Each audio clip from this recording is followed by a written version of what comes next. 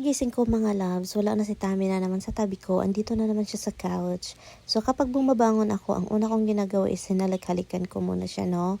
Ihag-hag, halik-halikan kahit tulog pa yan siya. Wala akong pakialam mga loves kung magising man siya sa mga kaanuhan ko, kakulitan ko. At next is magpunta ako sa aming kusina para ayusin yung mga hinugasan kagabi. Kailangan kasi silang paugahin yung wala ng tubig bago natin ibalik sa mga kalalagyan nila. Iwan ko, ganyan man kasi dito, yung mga plato na hinugasan kailangan munang walang tubig bago ilabalik sa mga kabinet. Sa Pilipinas kasi hinugasan, doon lang ilagay, kukunin na naman para gamitin. Dito, iwan ko, may mga lagayan sila like mga kabinet. Kami pala, lahat naman halos dito, no? Sumabay na lang ako sa kanilang style kasi naman kung maggawa tayo ng style natin katulad sa Pilipinas, maninibago yung aking tamimoy. Di pa minsan dala-dala ko pa yung mga habit sa Pilipinas, no? Like, ang dami ko nang nahugasan dyan. Nakaano na sila, nag-file na siya ba? And then yun, pinabayaan ko lang. Si Tami hindi niya kaya. Gusto niya dahil sa sobrang ng daming nagpa-file na hinugasan, kukuha na siyang na malinis na tuwalya.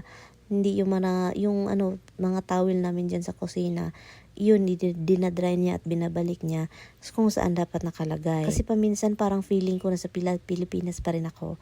Yung pagkatapos kong maghugas dyan lang yan siya. Pero most of the time, pagising ko sa umaga, si Tami na yung naglilinis, naglalagay ng mga plato. At ito na kami, nagawa lang siya ng kanyang coffee. At chinika ko lang siya konti. May mga konting chika-chikador lang kami, no? At ngayon, nagdesisyon na akong magluto. Tingnan natin kung ano yung pwede nating lutuin dito. Tapos kanina ba, naghanap siya ng kanyang cucumber. Kumain daw siya ng cucumber na wala daw yung isa na hulog. Hindi daw niya nakita asan daw nalagpot. So nandun lang pala sa sa door ng aming freezer.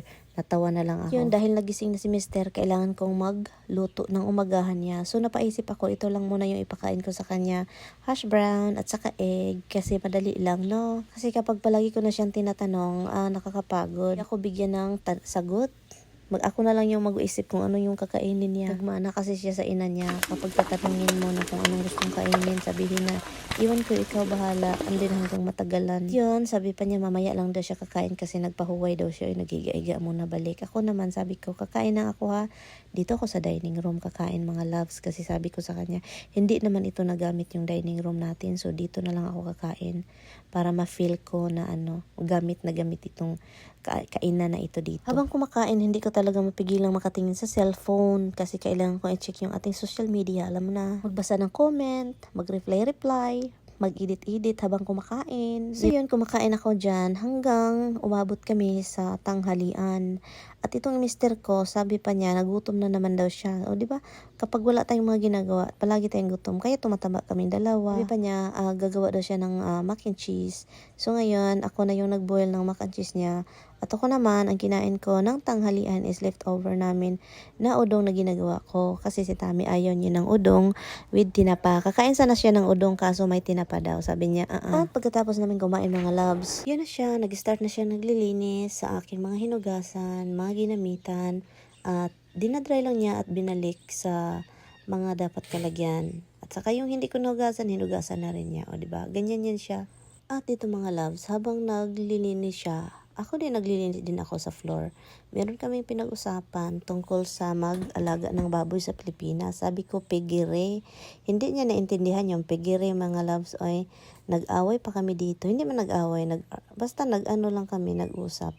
Dahil hindi talaga niya naintindihan yung pigire na yon. Ayun, nagtaasan tuloy yung boses namin. Kasi tumaas yung boses niya. Tumaas yung boses ko, nagtaasan kami ng boses dalawa. Nairita ako mga loves, nairita din siya. Kaya yun na yung pangyayari. Pakinggan nila na akong itatago pa. You get mad when I'm talking. Because you're yelling at me even though you don't even like what I said. Where's the figure? Right, look at the word. Because that's what we called it over there. You yell at me because you're done with me. You keep saying the same. I don't understand what you're saying. So yes, I don't understand what you're saying. You get mad that I don't understand a word that doesn't even exist in my world. I mean, you know the words that exist. Yeah, right. And you think what we have doesn't exist? Our word is, and it's like. I don't think it's a word. I think it's a slang term. And a slang term is different. It can be slang, which is commonplace in your country, but. It's down there. I'm having a theory. love me because you know what? You're so nice when we were first together. Now that we're like, Huh? When we're first together, I would ask you all the time, what? I don't understand you, I don't understand you. But you didn't get all mad. So there you go. yeah, you're the one we get out first. That's not true. Yes, you just did. Not true. Yeah, you don't understand what I'm saying.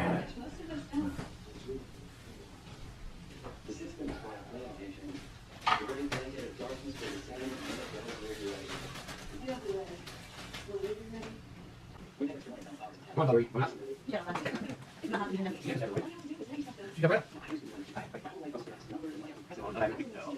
So yun na yun siya, ganyan kami taasan ng boses. Mawala lang, okay na kami agad. Hindi yung talagang magtagal. Kung mag-stop na, yun na siya. Pero ako, hindi ko pa nakayanan, kailangan po pang mag-map. Kanina yung ginagawa ko, hindi yun mapping.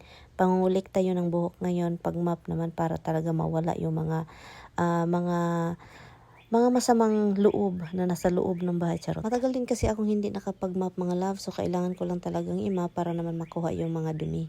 Nakatulog kami. Ay, doon kami sa kama ni Tami. Wala kaming ginagawa. Natulog lang talaga ako at siya din. And ngayon, it's already 5:30 na. At sabi ko, magluto pala ako eh. Kuha tayo dito ng sa freezer. Fries! Luto tayo ng fries and then burger. Simple lang yung dinner, American food. No? Magluto sana ako ng sotanghon with chicken sotanghon with cabbage, no? Ngayon, wala man dahil akong cabbage. Nakalimutan kong bumili ng cabbage.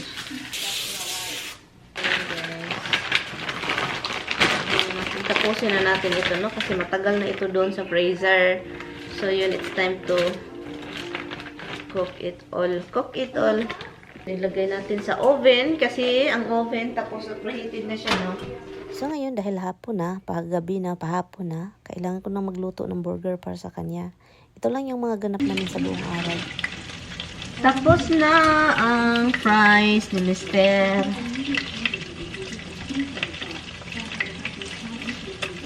Yun yung niya at saka yung burger niya din. Hopefully, hindi ito masyadong overcook kasi ayaw niyo yung overcook, no? At kailangan na natin siyang pakainin. Tinawag ko na siya, sabi ko, mag-ready ka na dito dong kasi ang dinner mo ready na, no? So, pagkatapos namin, no, nakaupo lang kami doon. Napagod si Inday Miriam. So, meron na naman akong kailangan gawin. At yung asawa ko nakahiga lang doon, nanonood ng, hindi pala nanonood, nakatulog. One affair after the other. Later on, they finally got together and got married. The final scene was their wedding. Jimmy's eyes were bloodshot and his face was tired. At yung mga loves, ready na ako matulog. Pero bago yan, tapusin ko muna tong episode na pinapakinggan ko po yung story. So, salamat pala sa inyong panonood. Kita-kits tayo next time, guys. Bye!